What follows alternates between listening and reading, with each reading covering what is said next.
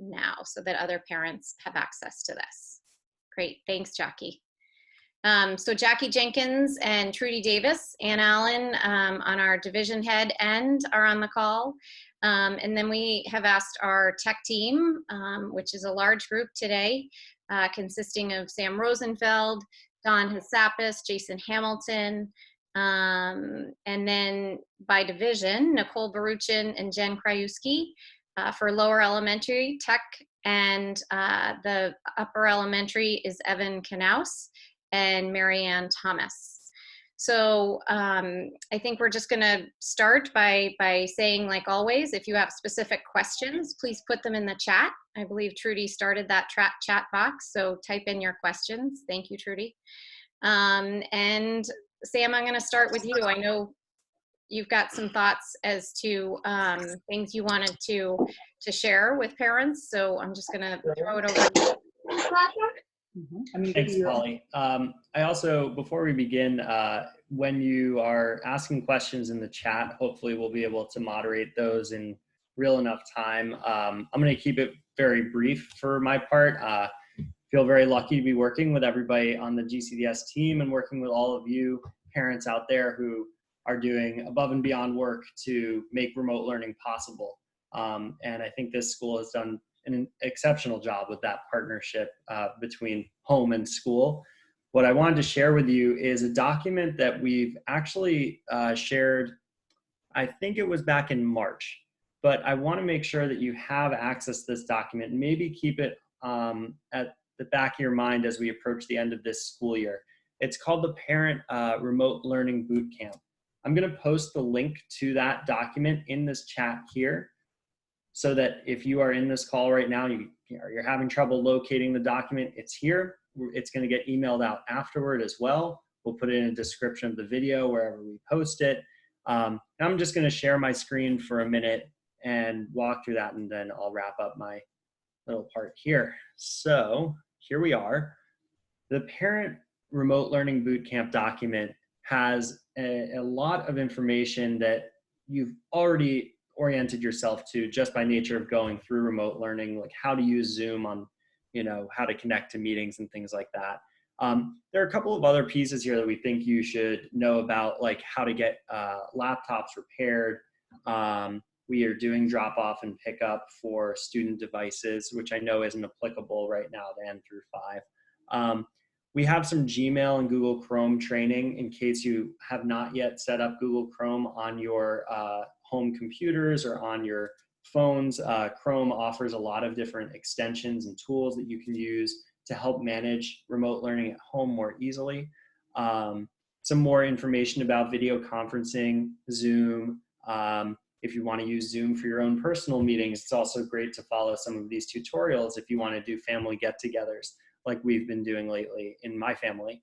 One of the topics that I think tends to get brought up a lot at these parent talks, at least I feel like it's been brought up nearly every time that I've been a part of one, has to do with the topic of screen time, which I'm not going to go into right now, but I just wanted you to know, if you're feeling like you have all these devices and you're not totally sure how you want to manage all of them at home, we have a list of ideas here for you. Many of them are products, some of them are just ideas, like how to manage YouTube, for example, on different devices so that you don't see advertisements, you don't see suggested videos and autoplay and all that stuff. I wanted to cover that before we get into this too much. We took a stab at trying to get we get questions about my home internet is not very strong, things like that. We tried to take a stab at it here. We have recommended routers like the Google Nest Wi-Fi device, which I've implemented in my house here, and it's made a huge difference during this time. So in any event, I'll leave it at that, and hopefully that document answers some of your questions. We're looking forward to answering more of them today. Great, thank you, Sam. Before I switch off from you, though, in that great article, does it talk a little bit about different things parents can use or access to put controls on their screens?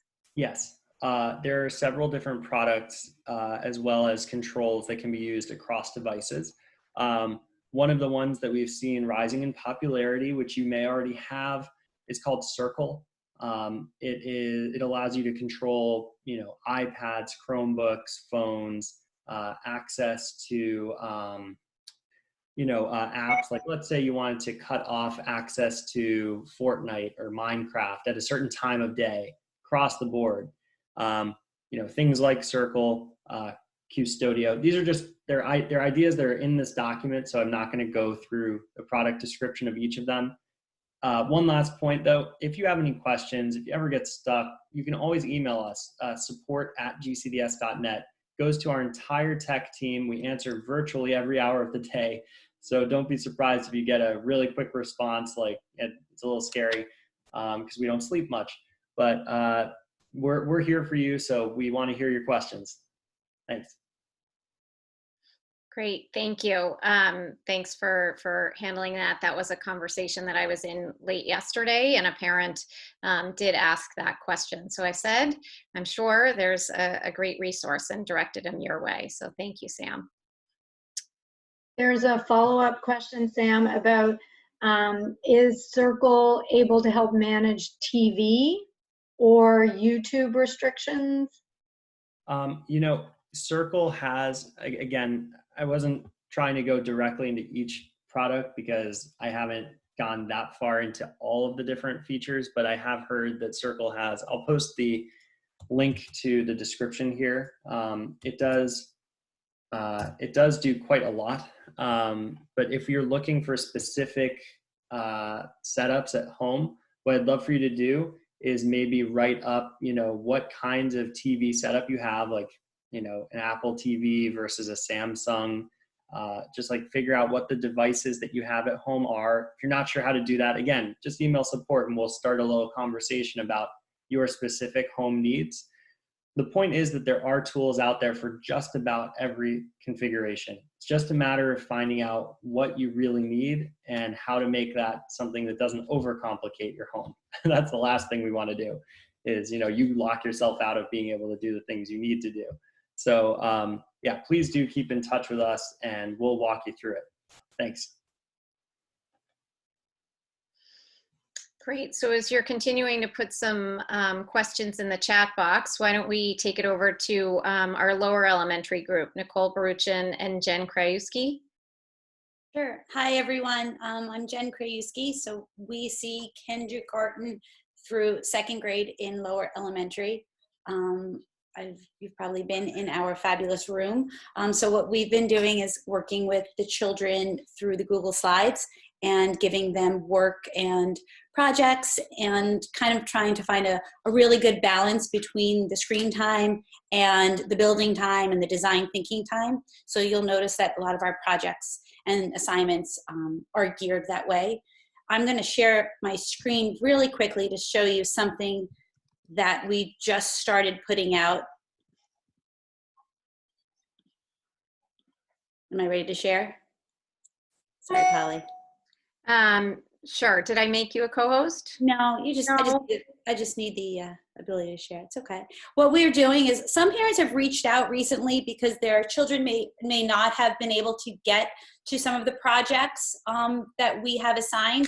And what you'll find on the slide starting this week is a link to a website where you can find all of the projects that we have given since we've been home. And it's going to look, here we go, it looks something like this. And this is our Creativity Lab website.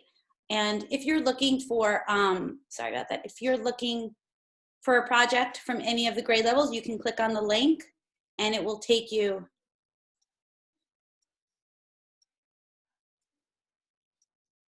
by date to all of the projects that we have up until, we update this every week. So if you didn't have time, or if the boys and girls want to go back and work on something, all the information is here. Another thing that's on here, which I would like to just kind of point out, still important for the kids to remember to do at the bottom, is to practice their keyboarding. So here's the information and the link to practice for keyboarding at home.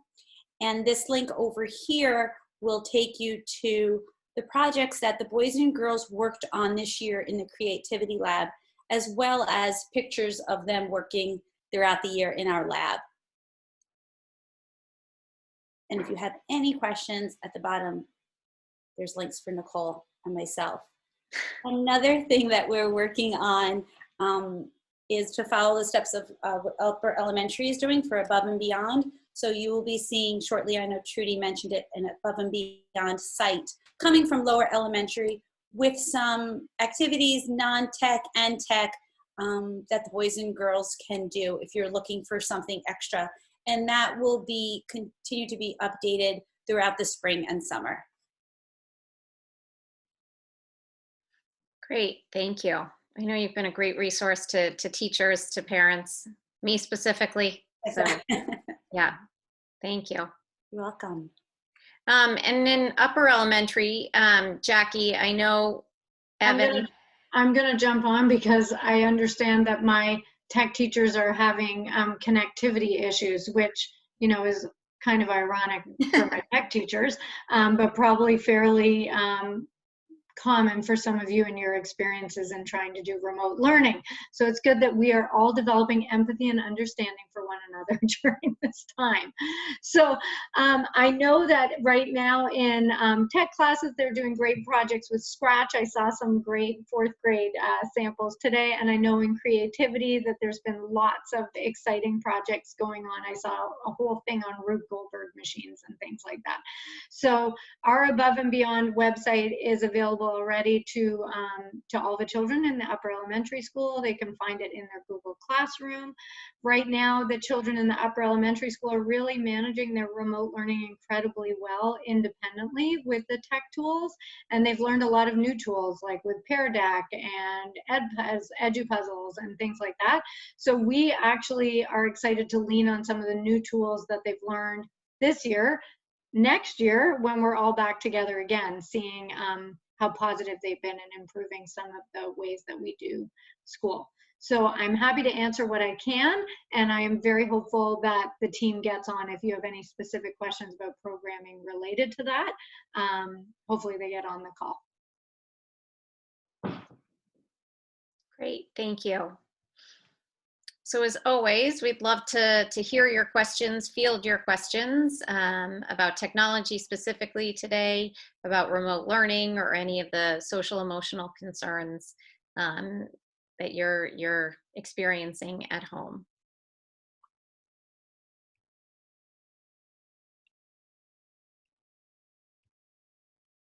So while we're waiting, I did just want to share, and I've shared in a couple different calls, I know a number of people have asked about screen time. So I'm just going to reiterate that this is a very different time that we're all living in, and we're home, and our children are home and on their screens more than ever. So I've been fielding a number of calls from parents about, you know, how much is too much.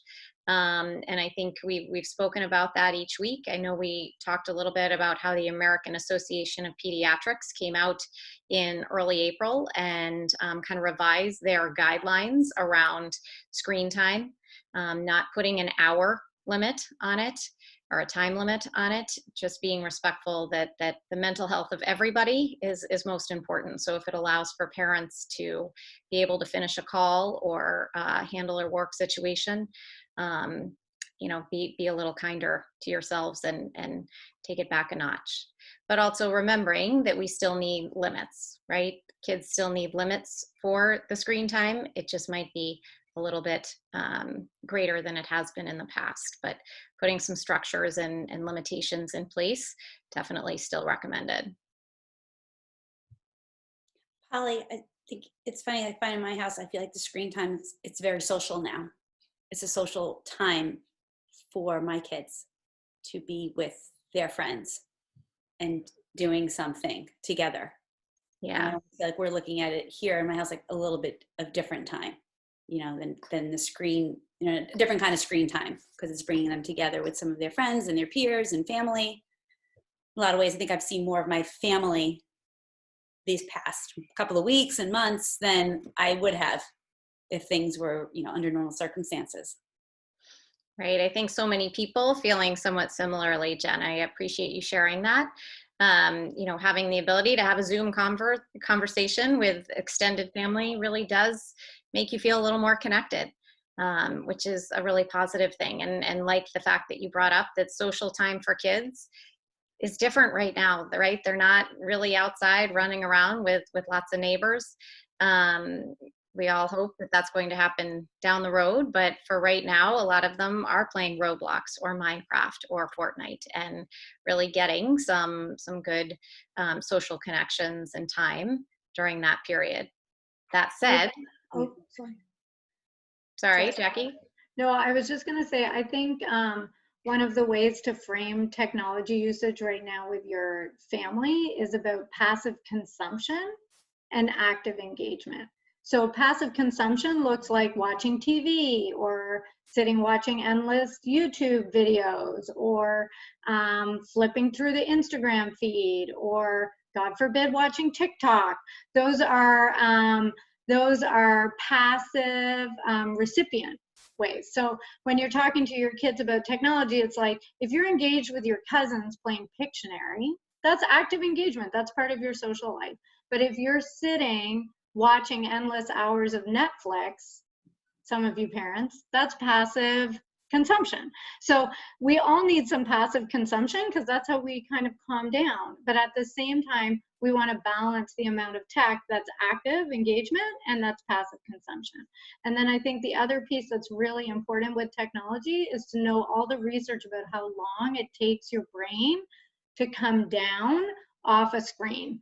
So screens right before bed, and we've talked about this before, can be very, very problematic with sleep. And then we've had in other conversations, parents saying, you know, we're really struggling with sleep, and it's hard to untangle what is social emotional stress around the situation we're living in and what might be the result of technology. So I think if you have in your mind that the passive consumption of technology happens, you know, and ends ideally like an hour before they go to bed, at the very least a half an hour before they go to bed. That's really important to just have as a routine in your house. So I'm noticing there's no questions, which is like really surprising to me because I would think given how much technology we're using, there might be more, but it makes me feel great to know that maybe everybody has found that balance, which is so hard right now, or come to a place where they're like, this is the way it is for us right now, and it's going to change and pivot when the world changes and pivots.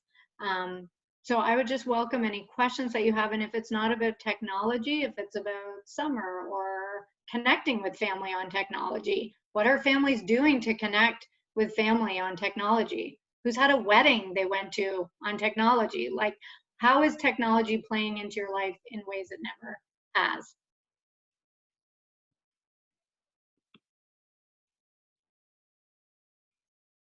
Well, I can certainly tell you that having a wedding that has been pushed has made me reconsider how Zoom may or may not play a role in officially getting married, but I don't really want to go into the details of that right now. I do see there's a question from Elaine Ubinia about will the tech team be available this summer? And we will, and we are preparing to do some parent workshops this summer. And similar to how our tech classes are taught, we want to make sure that we're, you know, choosing very intentionally how we structure the curriculum, but then differentiating it enough because everyone's home is set up so differently that, you know, we don't want to go down the rabbit hole of, well, I have a Samsung versus a Sony versus a whatever TV, and how do I do this on this? We want to make sure we target our training to exactly what you need, but also provide enough guidance to start the conversation at a broader level. I was thinking about a couple of things that Jen and Polly and Jackie brought up that were really great points. And it's such a difficult thing to absorb what it means to spend time on your screen if you don't have information. So, you know, a lot of the questions we get are, I feel like my child is spending so much time on Minecraft, but I don't know how much time they're actually spending. And the products that we're recommending here similar to how I like to recommend to people to use, an Apple Watch or a Fitbit, is you want to quantify these things so that you can get your head around what is truly an exorbitant amount of time versus, everybody needs a little bit of passive time to just calm down, but we don't want the passive time to melt into whole days of disengagement and things like that. So quantifying these things and figuring out what all of our rhythms and patterns are when we're working through this very stressful time, and the stress of the situation can also have strange effects on our behavior too. So the more knowledge that we have at our fingertips and can observe these things and point to data points that tell us if things are looking off or looking normal, that's it. That'll empower you as a parent and as a teacher and everything in between. So I love that you spoke about a Zoom wedding. Somebody in here chimed in that they've been having some Zoom bar mitzvahs, right? Love that. Happy to jump in and answer Saskia's question about hard copy materials for the summer. And I know this has been a question that has come up a lot with our lower elementary parents. With the turnaround we had, we were able to get some resources home, and some grade levels have run pickups to get things like books with specific handwriting lines already picked up and sent out to families. We do have a summer packet every summer. I believe you probably got that last summer. And the plan is, as it stands right now, for most grades in the lower elementary to have that printed. That changes as they move up the school. In the lower elementary, the children work inside the packet. So having the handwriting lines, having those kind of math practice, having the storyboard maps to use is important. But that does shift as they get older. But yes, there is, and there'll be information going out about that either in this Sunday's newsletter or next Sunday's. And I'll just stick on summer packets, and then I'll shift to Courtney's question. So we're working on summer packets or summer work as well. I know the middle school is also working on that at the moment, and we're thinking about how can we deliver something for some of our families who are not in Greenwich right now. So we're trying to think about how do we get stuff to everyone in a way that if they need it and they want to do it in handwriting, they can, or if it's booklets or whatever. So more coming on that from every division, I think, in the next few weeks. So there was a question about social media for keeping friendships alive and healthy. And I think this is really individual. So there's not a recommendation that you need to be using social media tools to keep connected with your friends at the moment. Some kids are, some kids aren't. I think house party is one to stay away from, only in that, I'm just going to leave it at it, is just to stay away from it. TikTok, while I have spoken all year about TikTok being something to stay away from, I did in another call say, you know what, if you're going to be on TikTok right now, it's not the end of the world. Just please don't tell your children that I said that. Other tech platforms, I mean, lots of kids are playing Pictionary and Boggle on Zoom. Zoom is a tool they're really familiar with and something they're on. Only the oldest of older children in the upper elementary are even exploring Instagram. That's not something that children in lower upper elementary usually would be using. I'm trying to think of other platforms. That's another one that the younger ones are using a fair bit. Which one? Messenger kids. Oh yeah. Okay. But certainly we're not suggesting that your children should get on a technology platform for socialization. Some kids, even I had a message yesterday from a 5th grader who said, like, I love Mrs. Jenkins that you're having more live classes, but I am Zoomed out. So then saying, oh my goodness, so you've done all your classes and now I think it'd be great if you get on with Susie and play, Boggle. That might just be too much. So I think you have to follow your child's lead on their desire to connect. And if they want to connect, then it's about which platform. And that's a conversation for you to have also with the parents of the other children to make sure that you're all monitoring. For example, if they set up a WhatsApp chat, you want to make sure there's a parent on that chat especially of younger age children, just to make sure that the content is appropriate and the conversation is appropriate. Yeah, I might just tag in, Jackie, because a number of people were questioning your comments about house party there. And I'm just going to reiterate that I think, you know what, it just depends on your child, and for you as parents to be active participants and know what they're on, and not necessarily needing to be in each and every call, but be mindful of what they're doing, how long they're on it, who they're on with, right? Those are all just common sense parent interactions that should be taking place. So I'm not sure we're saying one is better than the other, but just being mindful as a parent what your kids are on. But I will just say, and that very specifically, the issue with house party that happens sometimes is you can see who's in a party and you don't necessarily get invited in. And that can lead to like the beginning of feeling socially isolated. And we're working so hard for the kids not to do this. You see this with the older kids in the middle school and high school, when before any of this was happening, and they can see all their friends on Snapchat and they're like, all my friends are together in this person's house and I wasn't invited to that party, right? So a house party is like a digital version of that. So we don't want the kids getting involved in those kinds of situations where they can feel isolated when they're already isolated in their own home. Well, Jackie, I have to interject about TikTok. I'm sorry, I couldn't resist, but I highly recommend you do not use it. I cannot resist. I'm so sorry to everybody out there. Your kids will hate me, I know, but trust me, it's not worth it. I've been saying that all year.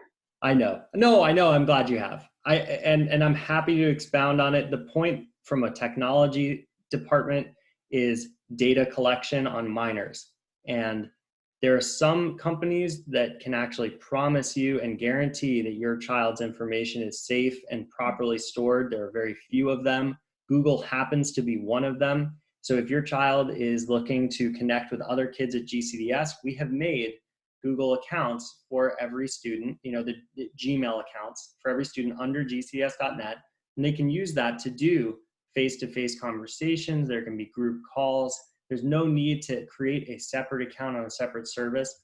Some services just don't treat your data the same way, and there have been so many red flags. I'm happy to share my crazy list of all the red flags about TikTok, but I really can't go into it because Laura Moore will kick me out of the call. I would never kick you out, but I will say that he does put his money where his mouth is. I downloaded TikTok, months ago, Sam? Yeah. What it was, and he got wind of that and tapped me in the hall and said, that goes. Do you need help getting rid of it? Let's just say it's one of the few social media apps that has an actual ban from the US government for anyone to be using it while employed, because it is so poorly managed and the data gets siphoned to China so directly. So I highly recommend, and I hate to put that out there, but I will say that there are ways to do social media safely with kids, but it's a partnership thing, right? I mean, I don't think that, especially on this call, I think we're focusing on N-5. We're not recommending that anybody go out and create social media accounts for your kids. And if you do, then you are a part of that experience with them. It's not an isolated experience from you as a parent. There's a question here, which is a great one, because I think as parents, we're often living this at the moment ourselves. It says, we've discussed with other parents concerned about how their kids are on their phones with their friends, with the laptop, in addition to being on a split screen with a lesson and a hangout. And I think that's a little bit how we're all living. Like, I right now have you guys on Zoom on my laptop, and right above me I have my monitor in case someone asks for something and I need to go find the link. So I've seen also, Trudy's got 4 screens in front of her. I've also seen for my son in the 8th grade that he'll be on a call with a teacher, but then he has the phone up with the lesson, because it's hard to manage everything on one screen. So I think the issue is not so much how many screens, because in a way your screens right now have become having your textbook open beside you and the screen. So your screens are your tools. it's the jumping in tasks. That's the problem. So if I'm talking to you right now at the same time as I'm responding to my email, that's problematic. So for a child, I know no one here is doing that, right? Everyone's fully focused. No one's multitasking right now. So that's the problem for your child, is to get them to be like, you are in your math lesson right now. So whatever you have open, whatever screens or tools you're using are related to your math lesson. And you're not chatting about like, let's get on Fortnite as soon as this call's over, you know? And that is, again, where all of this comes back to parenting, because the teachers can't see what the setup, they only can see what you see me right now. You have no idea the chaos that's sitting on the ground behind me, right? You only can see my face. So I think as much as you can kind of check in, or if you're having problems with that, you know, you have absolutely the power to remove things than the privilege of tools from your children. You know, you can say, I'm so sorry, you know, you can't have your laptop and your phone right now because you've shown me that you can't be responsible with those two things. That is the logical consequence. And I think that, unfortunately, is where the parental responsibility comes in, because from our side, we're busy doing the teach, pushing out the teach, and the parents have to be the ones managing what the environment looks like at home. And certainly the term logical consequence, if you start using that language, your children will know you have become a teacher. One of the value, oh, sorry, Jen, go ahead. I was going to say, I brought this up at home as well with my kids. I have an 8th grader and a 5th grader, and where they had their friends on FaceTime, and then they had their work open. And it was driving me crazy. And my son turned to me and he said, but if I was in my classroom, I would be in a group. And so this is my group. You know, I would be working with my friends. They would allow us time, you know, to do that. And then when I started to think about it within parameters, you know, that way, I understood it a little bit more why, you know, it was like he was still sitting there next to his friends, and they were working together. So we've kind of, you know, I've kind of let it go that way here, and we're finding, I'm finding with my children, like they're doing that with some of their classwork, as well as when they're going outside to practice their sports. They'll have a friend sometime from the team, you know, on FaceTime, so they're not, it's boring when you're out there just throwing a lacrosse ball around, or, you know, throwing a softball around by yourself. So they'll have a friend on, and while they're practicing, and just somebody to talk to. And that means that, you know, I don't have to be standing out there the whole time too, so which is nice. So there's a question about summer work, and if it's going to say that it's optional or required, and that amazingly children do better if it says required, which is not a surprise. I know as a parent, it's much harder to ask for things than it is when the teacher asks for them. So in reworking everything, everything is written in there exactly what the expectation is for the child. So please don't worry about that. There is a big focus on reading. Someone asked, you know, could there be a big focus on reading? There is a big focus on reading, so you can be expecting that. I'm sure that's the same for the lower elementary too, because we know reading is like a big summer slide area. And then as far as the current remote learning scheduling, and I think this was a specific to upper elementary question, what we're trying to be very, very mindful of the family. I always have two families on my shoulder when I'm planning the days, right? So teachers are thinking about the family who's like, we can take more, we can take more, we can take more. And the other family who's like, if we take one more thing, our family is about to disintegrate. And so in finding that balance, the teachers decided to create schedules that said, these are the key elements that your child really needs to get through in order for us to continue to move forward in the curriculum. These are the elements that we would love for you to engage in, but if you're the one on the shoulder that's like almost tipping off, you don't need to do those. But if you look at those and you say, we are not that family, you have, again, every right as the parent to say, you know what, we're actually managing really fine. You should do those assignments. Those are there. You can explain that exact thing that I just explained to you about the two families, and you can say, we are this family, and you are able to do this. So my expectation is that you're going to do that. And if you still have a problem, then you can sign them up for a hot chocolate with me. It's at the bottom of my email. I'm very happy to have that conversation with them. Great. Jackie or Trudy, maybe you want to jump into the next question there, giving people a little bit of a window into the summer enrichment program, what that might possibly look like for GCDS. Yep, hi, happy to talk about that. That goes along with what we were talking about with the summer packet. So that's part of the enrichment and reinforcement of what they've been doing through the year. And then the team are working very carefully on looking what our summer's going to be like. Obviously, there are going to be guidelines from the state that we don't yet know. But we have ideas of it's going to be either like this or like this, most likely. So we're working around those. But we have a lot of teachers who've already put forward really detailed, creative, and in-depth proposals for 2-week modules for summer programs that they would like to offer.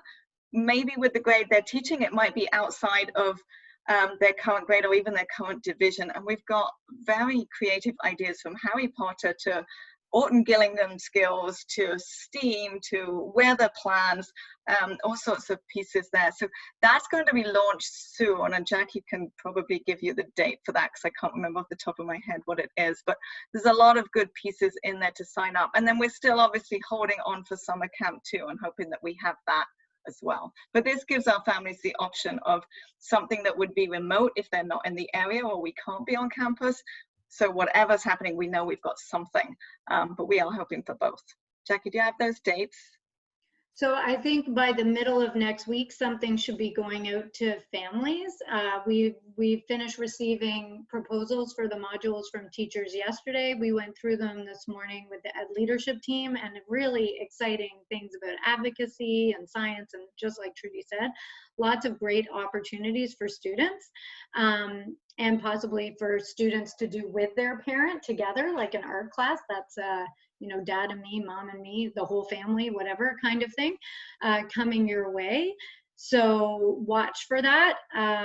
We have 2 great leaders with that, Matt Dandola and Laura Brantley. So you should just watch your emails. That's coming very soon.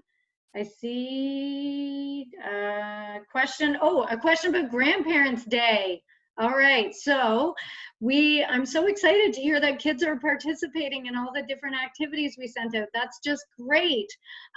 Yes, absolutely. They can send it to me. They can send it to their homeroom teacher. And then it was really a creative effort to try and get families to connect remotely, which I know a lot of families, that's one thing technology has been amazing about, is families are connecting in ways that you described. And I know my parents are saying, why didn't we do this more? So I'm kind of owning that we could have been better children to my parents. But I think connecting through this Grandparents Week experience has been great. And I know there's a video coming, yes, Adam, on Thursday? No. Today is Thursday. So it's coming today on Thursday. Momentarily. Momentarily to celebrate this great week. So yeah, I'm glad that you enjoyed it. I hope others were able to engage in that as well.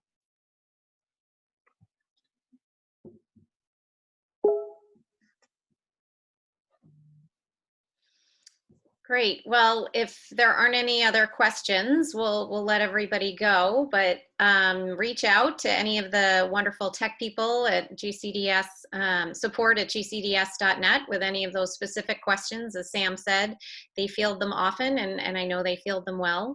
And you certainly know Jackie, Trudy, and Jen and Nicole and Evan are around as well. And from the mental health end, you know that you've got a big group there as well. So next week, I believe we are not having a parent forum, so you won't be seeing a Zoom link on your Sunday messages, but you certainly know that you can reach out at any time. Great, thank you. Be well, stay in touch.